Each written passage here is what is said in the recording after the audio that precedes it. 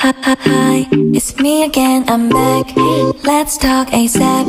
Do you have the time? Let's talk ASAP, baby. Assalamualaikum warahmatullahi wabarakatuh. Halo semua, perkenalkan nama saya Vina Febriani dari kelas 11 Desain Komunikasi Visual 1. Jadi di sini saya akan menjelaskan sedikit apa saja prinsip-prinsip desain grafis. Sebelumnya, kalian udah tahu belum sih apa itu desain grafis? Jadi, desain grafis adalah bentuk komunikasi visual yang memanfaatkan elemen grafis, seperti gambar, teks, warna, dan sebagainya untuk menyampaikan informasi secara efektif. Contoh penerapan desain grafis selain pada kemasan produk, diantaranya ada poster, papan iklan, brosur, dan masih banyak lagi. Selanjutnya ada tujuan prinsip desain grafis. Para desainer grafis haruslah memahami prinsip-prinsip desain grafis yang ada. Prinsip-prinsip tersebut bertujuan untuk membantu menghasilkan desain yang baik dan menarik.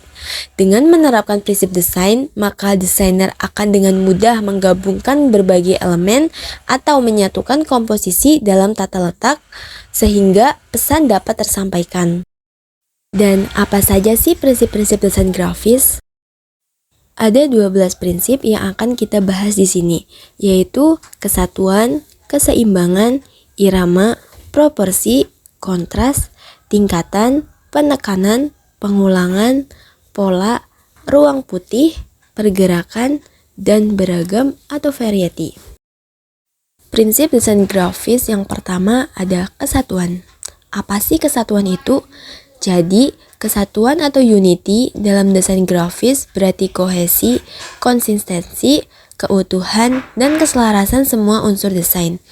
Dengan memperhatikan prinsip kesatuan, karya yang kita buat bisa lebih padu dan menghasilkan tema yang kuat. Gambar di samping merupakan contoh desain dengan prinsip kesatuan. Apabila tidak adanya kesatuan dalam sebuah karya desain, akan terlihat kacau dan tidak sedap dipandangnya.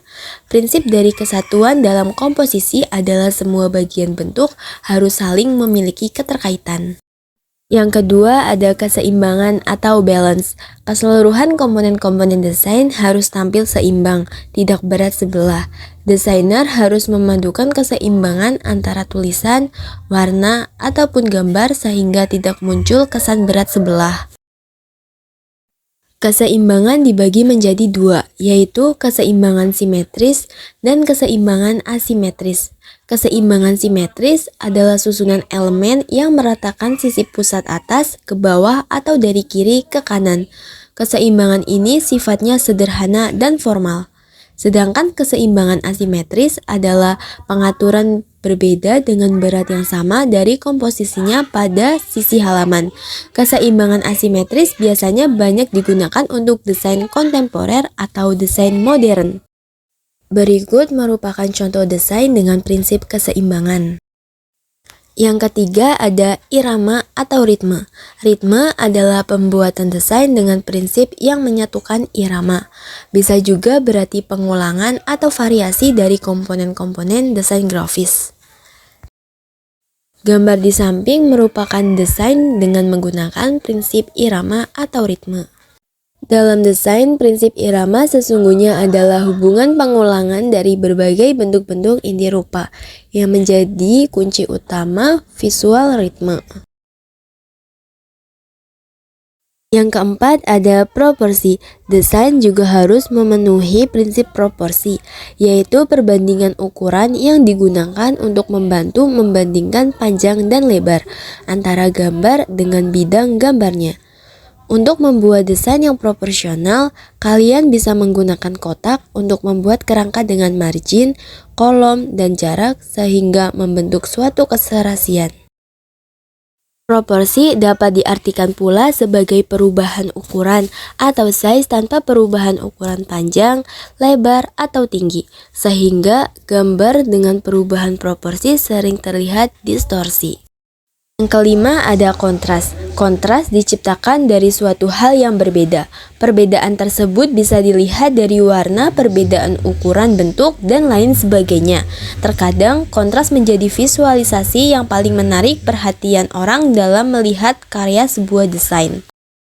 Berikut merupakan desain dengan menggunakan prinsip kontras.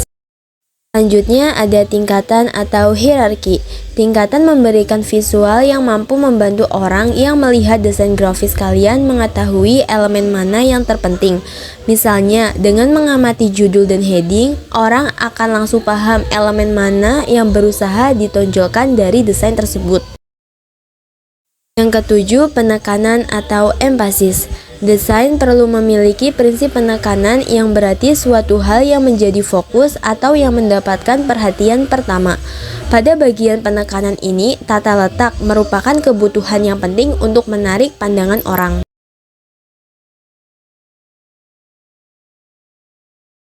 Yang kedelapan ada pengulangan.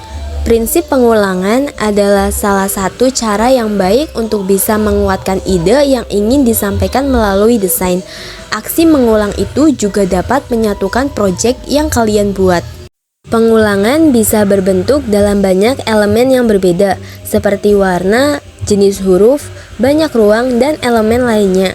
Contohnya adalah kalian memiliki desain dengan warna atau jenis huruf berbeda, sehingga tak sedikit orang akan menganggap desain tersebut buruk dan tak menarik untuk dilihat. 9 yaitu pola. Adanya prinsip pola pada desain grafis juga bisa diartikan pengulangan yang rapi dari beberapa elemen grafis, sehingga menimbulkan hasil yang menarik perhatian. Pola juga dapat diartikan pada bagaimana elemen desain dibuat dalam sebuah proyek dan menjadikannya standar agar bisa dengan mudah menyampaikan ide dengan baik pada orang yang melihatnya. Selanjutnya ada ruang putih atau white space, juga dikenal sebagai ruang negatif. Ruang putih adalah area pada desain yang memang dibiarkan kosong dan tak termasuk dalam elemen desain manapun. Meski begitu, keberadaan ruang putih sangat penting karena dapat menyediakan ruang bagi elemen lainnya untuk bernafas. Ruang putih juga membuat elemen satu dan lainnya tampak berbeda. Pergerakan atau movement. Dalam desain grafis, pergerakan yang dimaksud pada prinsip ini adalah bagaimana cara mata orang lain melihat desain menentukan keberadaan elemen terpenting. Maksudnya, prinsip ini mengarahkan supaya elemen terpenting yang desain kalian miliki menjadi hal pertama yang diperhatikan oleh orang lain saat mereka melihat desain grafis. Setelahnya, baru orang lain akan melihat elemen lainnya. Yang terakhir ada beragam atau variety. Keberagaman dalam desain mampu membuat visual yang menarik bagi siapapun yang melihatnya. Prinsip beragam pun dapat dibuat dengan berbagai elemen berbeda, seperti warna, tipografi, gambar, bangun ruang, dan sebagainya. Penggunaan variasi dapat juga untuk menghindari kemungkinan desain yang menjadi monoton loh. Poin penting dari prinsip beragam ini adalah berhati-hati dalam memilih variasi yang akan digunakan agar hasilnya tidak berantakan dan overload.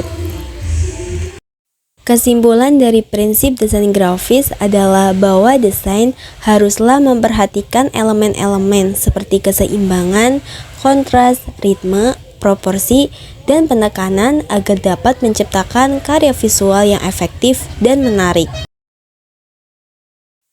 Prinsip-prinsip ini membantu meningkatkan kualitas dan daya tarik desain grafis, serta membantu menyampaikan pesan dengan lebih jelas dan efisien kepada audiens. Jadi itulah pembahasan mengenai prinsip-prinsip desain grafis. Semoga materi tersebut bisa bermanfaat bagi kita semua. Terima kasih, jika ada salah kata mohon maaf. Have a nice day and see you.